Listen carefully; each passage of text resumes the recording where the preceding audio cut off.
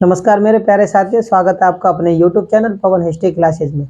साथियों, पिछली वीडियो में हमने गंधार शैली और मथुरा शैली के बारे में जाना था कि उनसे उनके अंतर्गत कौन कौन से महत्वपूर्ण क्वेश्चन पेपरों में पूछे जाते हैं, जो कि हमारी पिछली वीडियो थी। इस वीडियो के माध्यम से हम अमरावती शैली के बारे में जानेंगे और स्मृतियों के बारे में जानेंगे, और स्मृतियों के बाद में अन्य जो साहित्य है उनके बारे में जानेंगे, लेकिन कौन से, जो कि दूसरी सदी ईसा पूर्व से तीसरी ईस्वी तक, यानी मौर्य उत्तर काल के बाद, मौर्यों के समय के बाद, चाहे वो विदेशी आक्रमण हो, विदेशी शासक जिन्होंने भारत पर आक्रमण किया था उनसे उनके शासन के अंतर्गत जो भी शैलियां विकसित हुई कि उनके बारे में, और देशी शासकों के अंतर्गत जो भी शैलियां विकसित हुई थी उनके बारे में जानेंगे।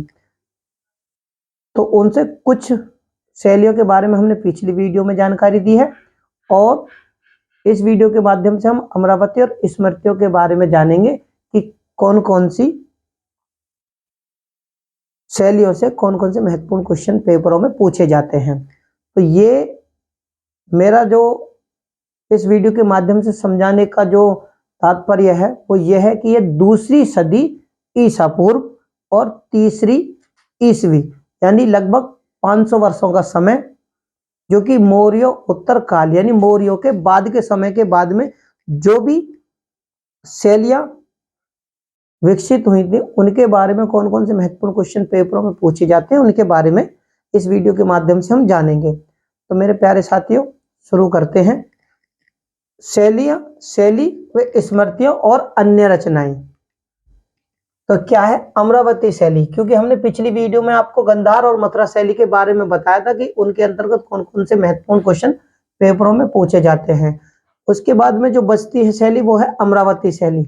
इसका जो विकास हुआ था, अमरावती शैली का विकास दक्षिण भारत के कृष्णा और गोदावरी नदियों के बीच में, कृष्णा और गोदावरी नदी घाटी, वहां अमरावती स्थान पर इनका इस शैली का विकास हुआ था। ठीक है, इसमें क्या चीज है, इस शैली से हमें कौन सी प्रमुख बातें मिलती हैं कि इसमें बौद्ध धर्म से इसने प्रेरणा मिलती है, और सातवाहन शासकों का इस शैली को संरक्षण था।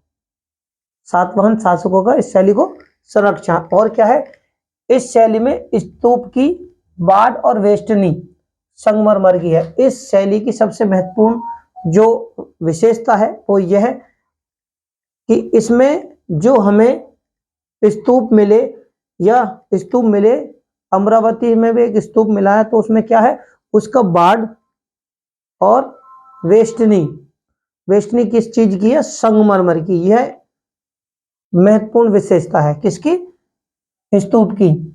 और सारा गुंबद जो स्तूप मिला है वो पत्थर की शिला व फलकों से ढका है। यह अमरावती स्तूप की विशेषता है। इस शैली के अंतर्गत कोई भी ऐसी चीजें जो कि पेपरों में पूछी जा सकती हैं, वो कोई भी चीजें आप बिल्कुल भी आपसे ना छूटें, उनके बारे में हम विस्तार से इस वीडियो के माध्यम से जानेंगे। बाढ़ और मूर्तियां अलंकृत हैं। बात करते हैं भरूच स्तूप की। तो भरूच और सांची और मथुरा और गंधार, ये जो शैली है अमरावती शैली, यह भरूच, सांची, मथुरा, गंधार कलाओं का संक्रमित काल है, यानी इन सब का मिक्स, इन कलाओं का सबसे ज्यादा मिक्स काल है। इसमें क्या है, बुद्ध की मूर्तियां, इस शैली के अंतर्गत जो बुद्ध की मूर्तियां मिलती हैं वो किस प्रकार के, उदासीन और वैराग्य की मूर्तियां हैं, लेकिन कठिन आसनों में सुंदर, पतली और प्रसन्न आकृतियां है। ये नहीं है कि इनमें जो मूर्ति मिली वो उदासीन वैराग्य हो, इसमें आसनों में सुंदर, पतली, प्रसन्न आकृतियां भी हमें इस शैली के अंतर्गत मिलती हैं। वनस्पति, पुष्प और कमलों के अलंकरण भी हमें इस शैली के अंतर्गत मिलते हैं। सारी कला, ये जो सारी कला है अमरावती शैली की, वो भाव से भरी हुई है, यानी भक्ति भाव से यह सारी कलाएं भरी हुई हैं। और इस शैली के अंतर्गत हमें क्या मिलता है? बुद्ध के चरण चिन्हों के समान नत नत उपासिकाओं के दृश्य, नत उपासिकाओं के दृश्य बुद्ध के चरण चिन्हों के समान इस शैली में मिलते हैं। इसमें बुद्ध की जो मूर्तियां हैं, इस शैली में बुद्ध की जो मूर्तियां बनी हुई हैं वो घुंघरालो बाल वाली हैं। क्या? बाल उसमें घुंघराले हैं और कंधों पर संगाटी वस्त्र पहने हुए हैं, यानी मूर्तियों पर संगाटी वस्त्र दिखाया गया है इस शैली के अंतर्गत। और मूर्तियों का जो काल है वो ईसा की दूसरी सदी। और तो मेरे प्यारे साथी, जो मेरा समझाने का जो तात्पर्य था वो यही था कि मौर्य उत्तर काल में गंधार शैली भी विकसित हुई थी, मथुरा शैली भी विकसित हुई थी, या फिर एक तरीके से ये समझ लीजिए, क्योंकि मौर्यों के बाद में इंडो ग्रीक विदेशी आक्रमणकारियों ने भारत पर आक्रमण किया था। तो उनके समय में यूथिमेकस वंश हो गए, या यूथिडाइटस वंश था, कुषाण वंश था, जो कि 2 शाखाओं में था। उसके बाद में देशी शासक भी थे, उन्हीं के अंतर्गत ये शैलियां विकसित हुई थी। ज्यादातर शैलियों का विकास कुषाण समय में हुआ था, या फिर ये समझ लिए कनिष्क के समय में। तो मेरे प्यारे साथियों, इनके बाद में भाई सबसे पहले मथुरा शैली, उसके बाद में गंधार शैली। ये मैंने पिछली वीडियो में इनके बारे में जानकारी दी, कौन कौन से महत्वपूर्ण क्वेश्चन उनसे पेपरों में पूछे जाते हैं। अमरावती शैली के बारे में मैंने आपको अभी जो भी महत्वपूर्ण जानकारी थी वो इस वीडियो के माध्यम से दी है। और इनसे किस प्रकार से क्वेश्चन पूछे जाते हैं, उदाहरण के लिए मैं क्वेश्चन भी रखकर आपको समझाने की कोशिश, जैसे कि पूछ लिया जाए अमरावती शैली कहां पर विकसित हुई थी, तो दक्षिण भारत, या फिर किन नदी घाटियों के बीच में विकसित हुई, तो कृष्णा और गोदावरी। और इस शैली को संरक्षण किस वंश के शासकों ने दिया था, तो सातवाहनों ने। या फिर यह पूछ लिया जाए कि अमरावती शैली में बाढ़ और वेष्टनी किस चीज की बनी हुई है, पत्थर की, पाषाण की, सलेटी की, मट्टी की, संगमरमर की, इस तरीके से ऑप्शन रख दिया जाए तो वो संगमरमर है। या फिर यह पूछ लिया जाए कि अमरावती शैली के अंतर्गत जो बुद्ध की मूर्तियां मिली हैं वो किस प्रकार से हैं, उदासीन है, प्रसन्न है, पद्मासन मुद्रा में है, ठीक है ना, फिर वामंडल मुद्रा में, इस तरीके से ऑप्शन रख दिए जाए तो उदासीन और वैराग्य में। या फिर इस तरीके से सवाल पूछ लिया जाए कि इस शैली के अंतर्गत क्या चीज दिखाई गई है, तो इस कला के अंतर्गत भक्ति भाव। या फिर यह चीज पूछ ली जाए कि इस शैली के अंतर्गत भगवान कौन सी शैली, या फिर क्वेश्चन ये रख दिया जाए कि कौन सी शैली के अंतर्गत भगवान बुद्ध के घुंघराले बाल दिखाए गए हैं, तो अमरावती शैली है। या फिर यह बता दिया जाए कि भगवान बुद्ध ने कौन सी शैली के अंतर्गत वस्त्र अपने कंधे पे डाले हुए दर्शाया गया है। क्वेश्चन इस प्रकार से पूछ ले जाए और ऑप्शन में गंधार, मथुरा, अमरावती, इस तरीके की शैलियों के बारे में बताया जाए तो वो शैली जिसमें कंधे पर वस्त्र रखे हुए हैं वो अमरावती शैली है।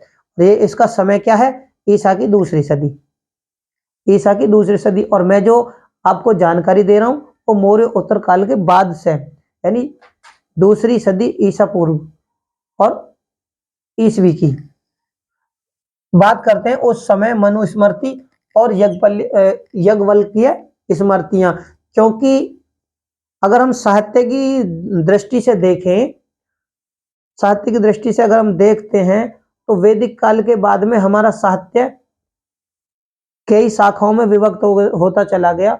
जैसे कि पहले वेद आए, फिर उनके उपवेद आए, फिर बहुत सारी चीजें हैं। और जो स्मृतियों का समय है वो गुप्त काल, स्मृतियां गुप्त काल से पूर्व और मौर्योत्तर काल में बने थे, ठीक है, उनकी रचनाएं हुई थी। तो उन्हीं के बाद, क्योंकि गुप्त काल को पुराण पुराणों का जो संकलन का समय है वो गुप्त काल में ही है, और स्मृतियों का भी। तो इसमें क्या है, बात करते हैं मनुस्मृति और याज्ञवल्क्य स्मृति। ये क्या है, ईसा पूर्व दूसरी सदी।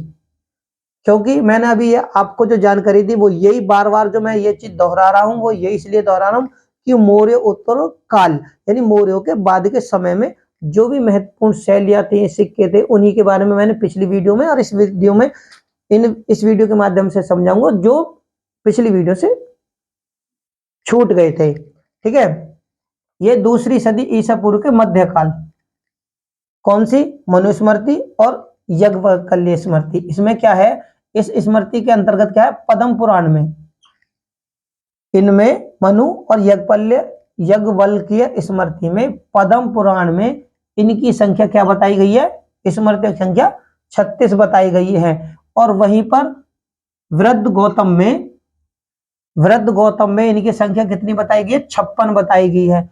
और इसी के बीच में वीर मित्रदया में क्या, वीर मित्रदया में इनकी संख्या 57 बताई गई है। किस चीज की, ये जो जानकारी मिलती है वो स्मृतियों के बारे में हमें जानकारी मिलती है। आप इसे ये भी कह सकते हैं मौर्योत्तर काल के बाद की।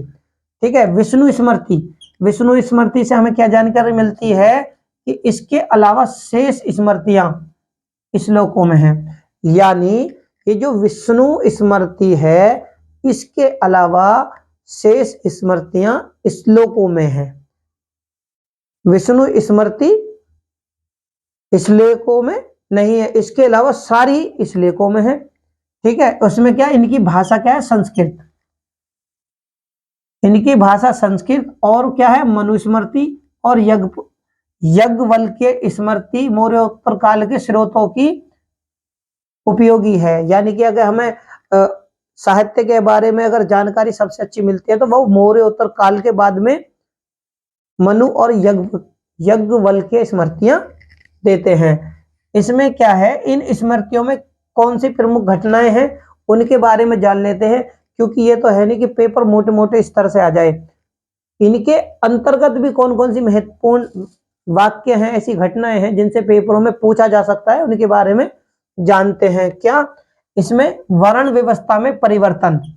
नंबर 1 जो महत्वपूर्ण वाक्य है स्मृतियों में, वर्ण व्यवस्था में परिवर्तन, आपद धर्म विधान यानी धर्म विधान, विदेशी यात्रियों का ब्यौरा, और मलेच्छ पतित शब्द का प्रयोग करने वाला पहला साध्य, जो कि मैंने अभी आपको जानकारी दी।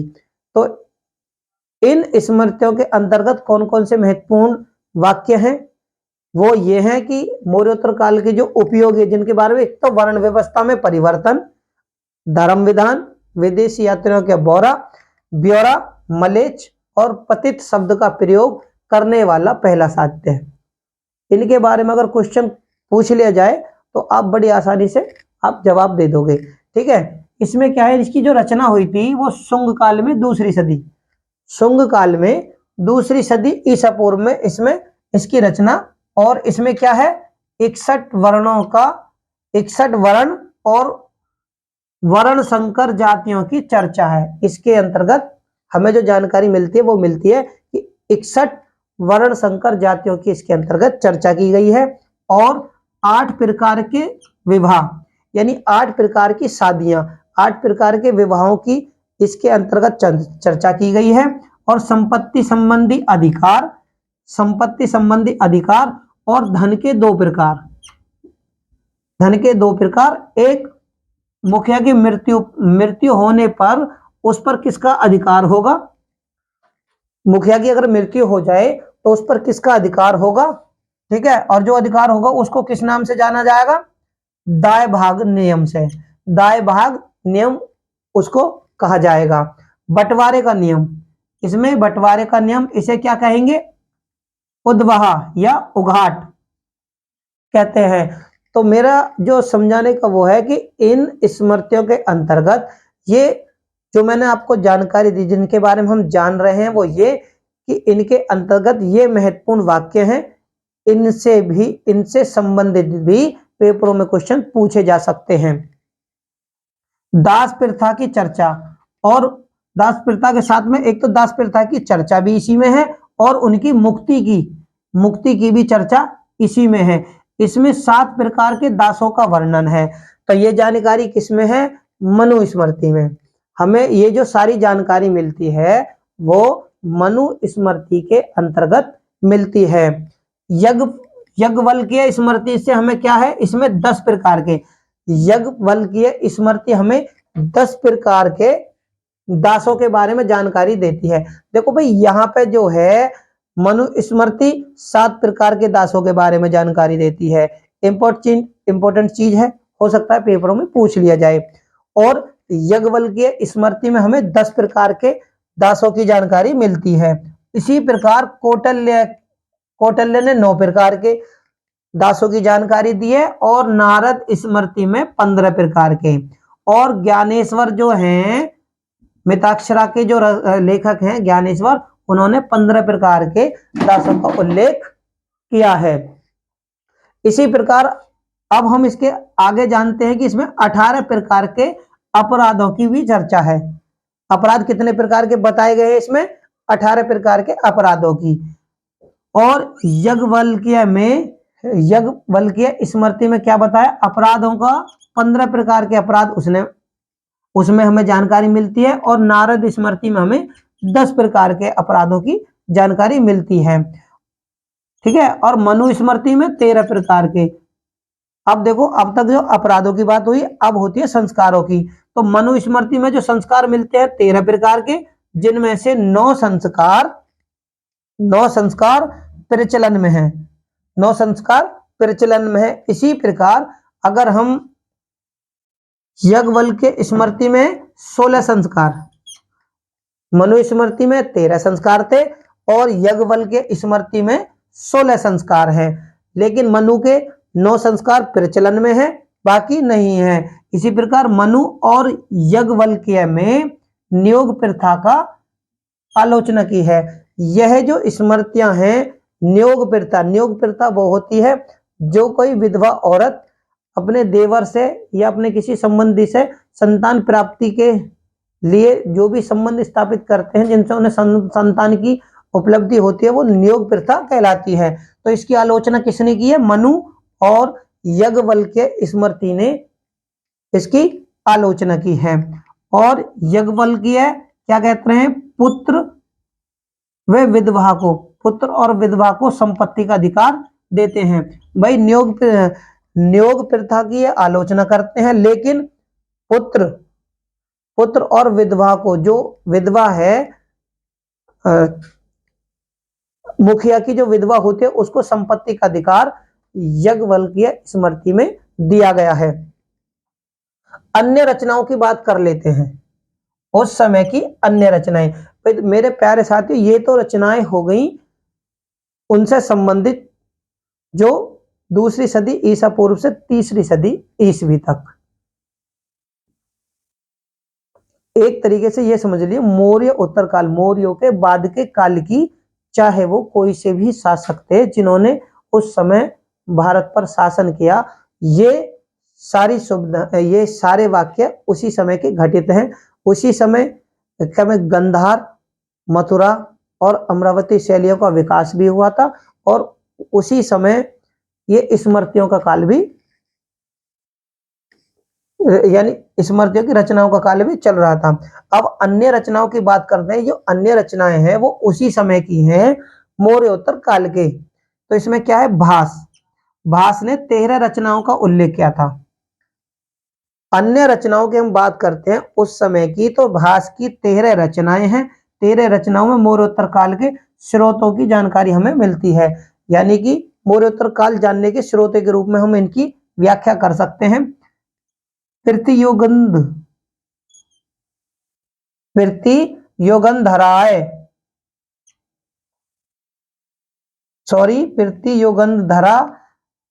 धरायण और सपनवास वदंतम, ये 2 ऐसे लेख हैं जो कि भास के हैं। भास की रचनाओं में हम इनका नाम ले सकते हैं योगंधराय, योगंधरायण और सपनवास वदंता। इनसे हमें मौर्योत्तर काल की जानकारी स्पष्ट तरीके से मिलती है। ये क्या है? संस्कृत, ये संस्कृत में लिखे गए हैं। स्वपनवास वदंता ये संस्कृत में लिखा गया पहला पूर्ण नाटक है। अगर नाटक के बारे में पूछ लिया जाए तो पहला पूर्ण नाटक संस्कृत में लिखन स्वपनवास वदंतम है। क्या? स्वपनवास वदंतम है। ये होगी भास की रचनाओं के बारे में। क्या? इनसे अगर संबंधित क्वेश्चन पेपरों में पूछ लिया जाए तो यही पूछी जाएंगी कि भास की रचनाएं कितनी हैं, उनके बारे में जानकारी दे सकते हैं। और मौर्योत्तर काल को किन स्रोतों के रूप में हम जान सकते हैं, यानी किन स्मृतियों से या ग्रंथों से, किस पुस्तक से मौर्योत्तर काल की जानकारी में मिलती है, तो आप इन दोनों का नाम ले सकते हैं। या फिर क्वेश्चन ये इस तरीके से आएगा कि स्वपनवास वदंता किस भाषा में लिखा गया नाटक है, या फिर ये पूछ लिया जाए कि पहला पूर्ण नाटक, ऑप्शन में बहुत सारे नाम आ जाएं और इसका नाम भी आ जाए स्वपनवास वदंतम का, तो आप आसानी से दे सकते हैं। ये जो मैंने आपको जानकारी दी ये भास की रचनाएं और उनके से संबंधित उनके नाटकों की हैं जो कि पेपरों में पूछे जा सकते हैं। अशुभ घोष, अशुभ घोष जी ने क्या है? ये सूत्र अलंकार, विरज सूची और सौंदरानंद, सारिपुत्र व्याकरण, बुद्ध चरित, क्या? बुद्ध चरित, महायान, खगोटोत्पाद, महायान खगोत्पाद की रचना इन्होंने की। किसने की? ये अशुभ घोष जी थे जो कि विद्वान थे। ठीक है, अशुभ घोष कुषाण समय के हैं। इन्होंने कौन कौन सी रचनाएं की? सूत्र अलंकार, विरज सूची, शूद्रानंद, सारिपुत्र प्रकरण, सारिपुत्र प्रकरण, बुद्ध चरित और महायान खगोत्पाद की रचना इन्होंने की। ये इनकी रचनाओं से संबंधित जानकारी। ठीक है, इसके बाद में अगर बात करें तो इन्होंने क्या है?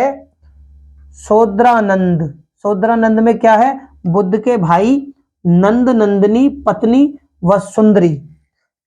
शूद्रानंद जो इनके द्वारा रचित नाटक है उसमें क्या है? बुद्ध के भाई नंद नंदिनी पत्नी सुंदरी की कहानी है। और इसमें क्या है?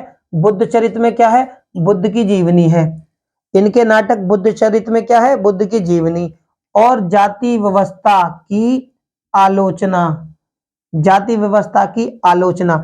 अब ये जो जानकारी मिलती है ये हमें अशुभ घोष जी से मिलती है कि जाति व्यवस्था की आलोचना करने वाला एकमात्र साहित्य कौन सा है? विरज सूची, विरज सूची। और महायान में क्या कहा गया है? महायान का सूर्य, महायान जो कि शाखा है बौद्ध धर्म की, इसमें सूर्य अशुभ घोष जी को कहा गया है। महायान शाखा का सूर्य या महायान संप्रदाय के सूर्य अशुभ घोष जी को कहा गया है। हेनसांग जी इस चीज का वर्णन करते हैं। हेनसांग ने अशुभ घोष को महायान का सूर्य कहा, इस प्रकार भी हम इन्हें बोल सकते हैं। मिलंद पन्नो, मिलंद पन्नो इसमें क्या है? मिनांडर, मिलंद पन्नो में मिनांडर व नागसेन, आचार्य नागसेन, नागसेन के बीच संवाद है। इसमें मिनांडर व नागसेन के बीच संवाद है मिलंद पन्नो में। और ये क्या है? पाली साहित्य में है। और इसमें क्या है? 75 व्यवसायों, 75 व्यवसायों की इसमें चर्चा है। 75 इससे संबंधित बस केवल यही वाक्य ज्यादातर पूछे जाते हैं। मिलंद पन्नो में मिनांडर व नागसेन के बीच आपसी जो प्रश्न है, जो उन्होंने आपस में जो वार्तालाप किए थे उसके संवाद हैं। और यह पाली साहित्य में लिखा गया है और इसमें 75 व्यवसायों की चर्चा है। महाभाष्य की बात करते हैं जो अन्य रचनाओं में, किसमें? अन्य रचनाओं से संबंधित बातें चल रही हैं। तो महाभाष्य क्या है? महाभाष्य पतंजलि द्वारा लिखित है और इसकी भाषा संस्कृत। पतंजलि ने महाभाष्य लिखा था, इसकी भाषा है संस्कृत। संस्कृत और व्याकरण ग्रंथ है, यह संस्कृत में और व्याकरण ग्रंथ है। और यह पाणिनि जी के, यह ग्रंथ जो है पाणिनि के 8 अध्याय पर भाष्य है। यहाँ पे देखो पाणिनि विद्वान है और उन्होंने 8 अध्याय लिखा था, उसी पर भाष्य है। पतंजलि क्या थे? पतंजलि पुष्यमित्र शुंग के पुरोहित थे। पुरोहित समझ लो, या फिर क्योंकि उस समय पुरोहित राजा के बाद में पुरोहित और मंत्री इन्हें बोल सकते हैं। इन्होंने इसमें क्या चर्चा है, इसमें जो मिलती जानकारी मिलती है वो मिलती है यवन आक्रमण की चर्चा है। और इन्होंने इसमें और क्या जानकारी मिलती है कि यवनों ने साकेत, मध्यमिका यानी चित्तौड़, मध्यमिका को उस समय क्या बोला जाता था, चित्तौड़ को रौंद डाला था। यह इससे संबंधित जानकारी है जो कि हमें कहां से मिलती है, महाभाष्य से। महाभाष्य से हमें क्या जानकारी मिलेगी कि महाभाष्य संस्कृत भाषा का व्याकरण ग्रंथ है और पाणिनि जी के अष्ट अध्यायी पर भाष्य है। और पतंजलि जो हैं वो पुष्यमित्र संघ के पुरोहित थे और इसमें जानकारी देते हैं कि यवन आक्रमण की चर्चा इसमें है। और क्या जानकारी है कि साकेत और मध्यमिका चित्तौड़ को यवनों ने रौंद डाला था। ये इनकी महत्वपूर्ण जानकारी है। बातें करते हैं गार्गी संहिता, अन्य रचना गार्गी संहिता। यह क्या है, ज्योतिष ग्रंथ है। गार्गी संहिता ज्योतिष ग्रंथ है और इसके युग पुराण खंड में यवन आक्रमण वे यवन, इसमें भी यानी गार्गी संहिता एक ज्योतिष ग्रंथ है। इसके युग पुराण खंड में यानी कि गार्गी संहिता के युग पुराण खंड में हमें यवन आक्रमण की जानकारी मिलती है। और यवनों ने साकेत, पांचाल, मथुरा, कुसुमध्वज यानी पाटलिपुत्र तक पहुंचने की जानकारी हमें गार्गी संहिता से मिलती है। अगली जो जानकारी हमें मिलती है जिसके बारे में हम जानेंगे वो है मालविक अग्निमित्रम, जो कि कालिदास जी के द्वारा लिखित नाटक है। मालविक अग्निमित्रम जो कि अग्निमित्र, मालविकी और अग्निमित्र के बारे में है। कालिदास जी ने इसमें क्या कहा है कि शुंगकालीन राजनीति, इसमें शुंगकालीन राजनीति के बारे में जानकारी मिलती है। और इसमें क्या मिलती है, अग्निमित्र की जानकारी मिलती है। अग्निमित्र विदिशा का राज्यपाल था। इसमें जो जानकारी मिलती है मालविक अग्निमित्रम में जो जानकारी मिलती है कि अग्निमित्र विदिशा का राज्यपाल था और उसने विदर्भ को जीता था, उन्होंने विदर्भ को जीता था। और जो जानकारी है यवन आक्रमण का उल्लेख भी इसमें है। और क्या जानकारी है कि वसुमित्र ने सिंधु नदी यानी सिंधु को सरिता माने नदी, यह है वसुमित्र ने सिंधु नदी के किनारे यानी सिंधु नदी के किनारे यवनों को हराया था। यह जानकारी हमें कौन देता है, यह जानकारी हमें कालिदास का मालविक अग्निमित्रम देता है। पेपरों में इनसे ही संबंधित कोई भी वाक्य के ऊपर क्वेश्चन पूछ लिया जाएगा तो आप उसका आसानी से जवाब दे दोगे। बात करते हैं अगले चरण में हम हर्षचरित की। हर्षचरित में क्या है, जो कि वाण भट्ट जी ने लिखा था। हर्षचरित वाण भट्ट जी ने लिखा था और इसमें जो जानकारी मिलती है वो वेदरथ की हत्या, शुंग काल के चौथे शासक वसुमित्र की हत्या। यानी एक तो इसमें जो जानकारी मिलती है कि वेदरथ की हत्या पुष्यमित्र शुंग ने की थी क्योंकि वो उनके सेनापति थे। ये जानकारी हर्षचरित्र भी हमें देता है। और शुंग काल के चौथे शासक यानी वसुमित्र की हत्या किसने की थी, मंजुदेव और मित्रदेव ने। मंजुदेव और मित्रदेव ने भी वसुमित्र की हत्या की थी, जो कौन था, शुंग काल के चौथे शासक। कब, नृत्य का आनंद लेते समय उनकी हत्या की गई थी। यह जानकारी कौन देता है, वाण भट्ट का हर्षचरित्र देता है। दिव्यवदान हमें क्या जानकारी मिलता है, मौर्योत्तर समय की ही घटनाओं के बारे में हम जान रहे हैं कि पुष्यमित्र शुंग को दिव्यवदान जानकारी देता है कि पुष्यमित्र शुंग को बौद्ध धर्म का संहारक यानी बौद्ध धर्म का संहारक बताया गया है और बौद्धों को अपना मंत्री नियुक्त किया गया था। इसमें हमें दो जानकारी मिलती है, एक तो ये कि पुष्यमित्र शुंग को बौद्ध धर्म का संहारक, मिटाने वाला, घटाने वाला कह सकते हो, और दूसरा कि उन्होंने बौद्धों को अपना मंत्री भी नियुक्त किया था। यानी ये बौद्ध धर्म के खिलाफ तो थे लेकिन इन्होंने बौद्धों को अपना मंत्री भी यानी ऊंचे पदों पर नियुक्त भी किया था। बातें करते हैं सुश्रुत संहिता। सुश्रुत संहिता के इसमें हमें क्या जानकारी मिलती है, इसमें जो जानकारी मिलती है वो मिलती है हमें मोतियाबिंद, पथरी और 121 शल्य क्रियाओं का उल्लेख हमें यहां से मिलता है और इन्हीं के बारे में पेपरों में क्वेश्चन पूछा जा सकता है कि कौन सी संहिता में मोतियाबिंद या पथरी या 121 शल्य क्रियाओं की जानकारी मिलती है। तो आप आसानी से बता दोगे सुश्रुत संहिता से। बातें करते हैं चरक संहिता। चरक संहिता जो कि चिकित्सा शास्त्र भी है या चिकित्सा ग्रंथ भी बोल सकते हैं। यह हमारे भारतीय चिकित्सा का विश्वकोश बोला जाता है। क्या?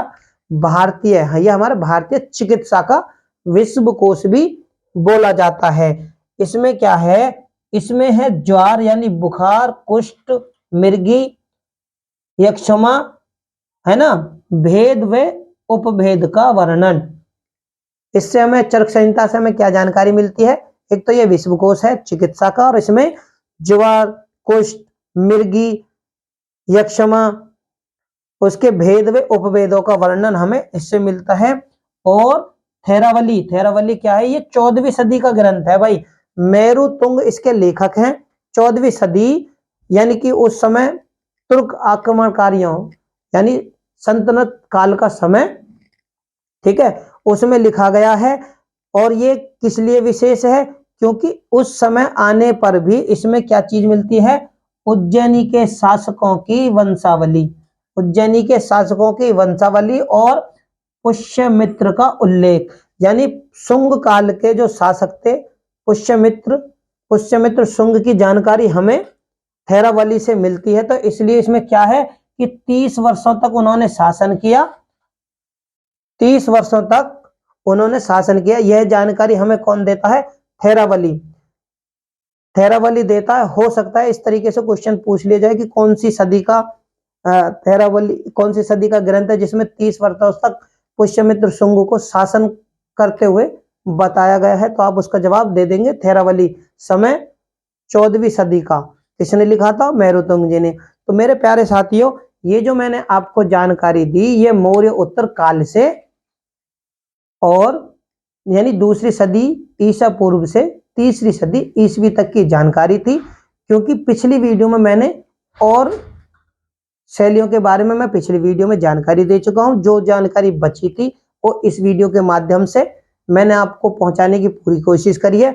और अन्य उस समय की जो अन्य रचनाएं थी उनके बारे में भी मैंने इस वीडियो के माध्यम से आपको जानकारी देने की पूरी कोशिश करी है कि उनके आधार पर यानी इनके आधार पर कौन कौन से क्वेश्चन पेपरों में पूछे जा सकते हैं, कौन कौन से ऐसे वाक्य हैं, उनके बारे में इस वीडियो के माध्यम से हमने जाना।